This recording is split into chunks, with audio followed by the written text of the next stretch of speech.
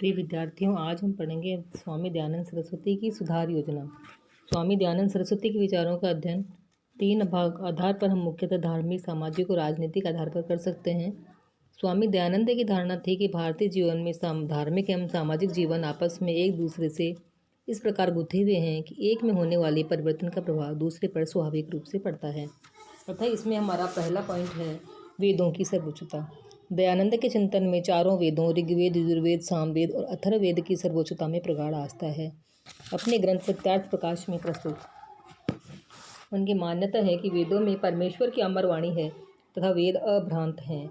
इनमें न स्थानीयता है और न अस्थायित्व। वेद बहुदेववादी भी नहीं है, ये सत्य ज्ञान के ग्रंथ हैं, ईश्वर की वाणी, वर्ड ऑफ गॉड होने के कारण इनकी सत्यता एवं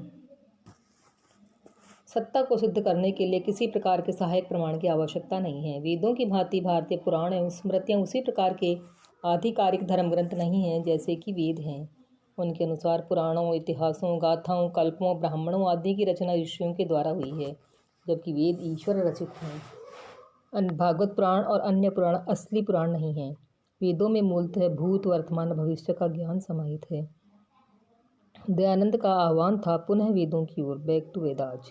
दयानंद की मान्यता थी कि वैदिक धर्म के अनुसरण से हिंदू समाज के जातियों, उपजातियों आदि के भेदभाव समाप्त होंगे तथा समाज एक बार पुनः संगठित होकर पुराणों द्वारा प्रतिपादित पूर्वाग्रहों के बोझ से मुक्त हो जाएगा। समाज को पुनः वेदों की ओर ले जाने के अंतःस्थल में स्वामी दयानंद सरस्वती के मन में राष्ट्रीय एकता की चेतना जागृत करने की भावना थी। इसी भावना से प्रेरित उन्होंने सामाजिक धार्मिक सुधारों का आग्रह किया। दयानंद के विचारों के प्रभाव के संदर्भ में सूरजभान का कथन है कि जब वैदिक सत्यों की उत्कृष्टता का बोध हिंदुओं को हुआ तो उनमें नए भावों का उदय हुआ। उन्होंने अनुभव किया कि वे निर्भय होकर खड़े हो सकते हैं, अपने भूतकाल के लिए गर्व का अनुभव कर सकते हैं और भविष्य के लिए आशावान हो सकते हैं। इसी तरह उनकी धारणा थी महान ईश्वर की धारणा, द ग्रेट गॉड।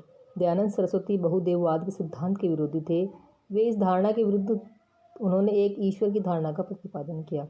उनके कथनानुसार केवल एक ही ईश्वर है, केवल उसी की पूजा की जाए और उसकी पूजा मूर्तियों के रूप में नहीं अपितु आध्यात्मिक भाव से की जानी चाहिए। उनके अनुसार वह समस्त सृष्टि में व्याप्त है, वह सच्चित आनंद है, सर्वज्ञ, आकारहीन, सर्वव्यापी, अजन्मा, असीम, सर्वशक्तिमान है।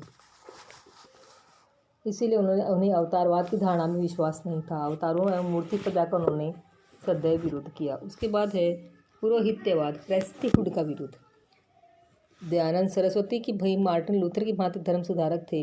उन्होंने भी लूथर की भांति धर्म गुरुओं के वितंडावाद का भी खंडन किया। उन्होंने पंडितों के पाखंडवाद का खंडन करने वाले प्रोटेस्टेंट थे। उनकी धारणा थी कि हिंदू धर्म के पुरोहित अज्ञानी तथा मिथ्या धार्मिक कर्मकांडों का पालन करते हुए भी समाज को भी अज्ञान के अंधकार में रखते हैं। लूथर की तरह उनकी भी मान्यता थी ईश्वर और उसके भक्त के बीच किसी भी चोलिए की आवश्यकता नहीं है। वेद भी पुरोहित वर्ग के अस्तित्व को स्वीकार नहीं करते। पौराहित्यवाद का विरोध करने में स्वामी दयानंद सरस्वती का उद्देश्य समाज में पंडितों द्वारा प्रचारित अज्ञान एवं झूठे अंधविश्वासों के प्रभावों को दूर करना था। जाति प्रथा संबंधी विचार। स्वामी दयानंद सरस्वती के अनुसार जाति प्रथा अपने प्राचीन काल में उपयोगी अवश्य रही थी, किंतु आधुनिक काल में उसमें अनेक हानिकारक बुराइयां समावेश कर गई हैं जिनमें सुधार की आवश्यकता है। क्योंकि उनका यह मत था कि वैदिक काल में वर्ण व्यवस्था का आधार श्रम विभाजन था, उसका आधार व्यक्ति का जन्म नहीं बल्कि कर्म था। इसलिए उन्होंने कहा कि जाति का आधार गुण, कर्म और स्वभाव को बना जाए, न कि जन्म को। सत्यार्थ प्रकाश में वे लिखते हैं कि वे भी जन्म से ब्राह्मण हैं तथा अच्छे कार्य करते हैं। वे ब्राह्मण हैं तथा जो जन्म से भी निम्न हो किंतु जिसके गुण, कर्म और स्वभाव उच्च वर्ण के हों, वह उच्च वर्ण का है। इसी तरह जो उच्च वर्ण में जन्म लेते हैं परंतु जिनके गुण, कार्य और स्वभाव निम्न कोटि के होने निम्न वर्ण का ही माना जाना चाहिए। स्वामी दयानंद के जाति प्रथा संबंधी अध्ययनों से यह स्पष्ट होता है कि वे अस्पृश्यता